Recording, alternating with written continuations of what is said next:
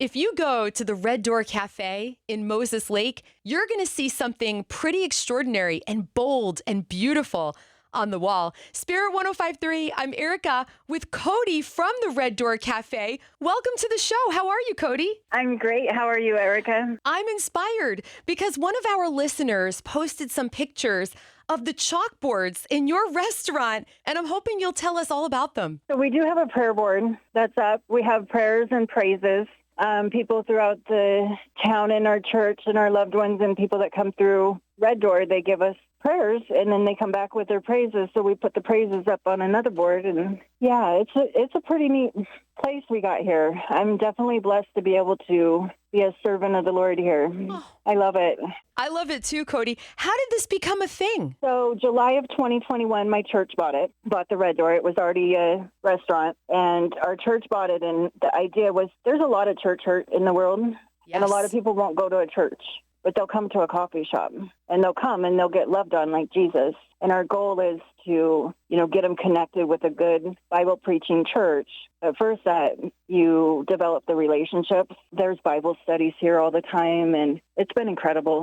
And then we get them connected with different people. I'm the ministry manager here. I've had a really dark life, but the Lord really rescued me out of a lot. I used to be one of those homeless addicts that you see on the street. I was addicted to heroin and meth and everything. And I had 3 back surgeries on my son's first birthday. He's 9 now. Oh. But he was a little bit over 3, and I had an overdose that changed my life.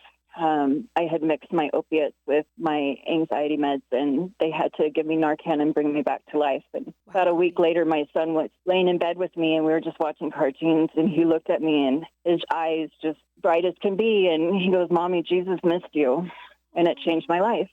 Cody. I had to step up and be the parent that he needed. His dad would not step up. And I was so beat down at that point in my life that I didn't think I ever could be where I'm at today, but the Lord really rescued me, and I get to share my story with others and encourage them and show them that you're never too far gone for God. Oh my goodness, Cody, that is powerful. Yeah.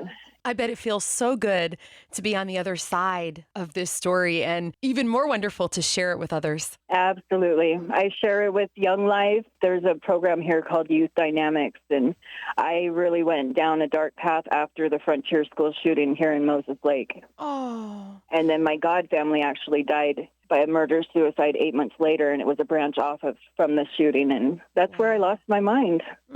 But look at you now. Look at you. You are serving the Lord's people. I have to ask you, Cody, first of all, thank you for sharing your story. What is the response like when people come into the Red Door and they see the prayers and praises? They love it.